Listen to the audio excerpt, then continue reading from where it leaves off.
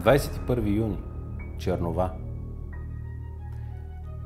Не прави от живота си чернова, тъй като може да не ти остане време да го препишеш на чисто.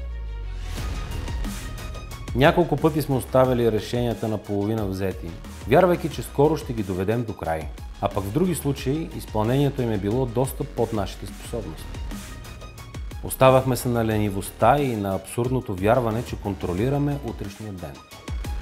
Че винаги сме имали нова възможност наистина да направим нещо добре, да бъдем съвършени, да поискаме извинение, да кажем обичам те, да използваме най-доброто, което винаги оставяме за по-специални случаи.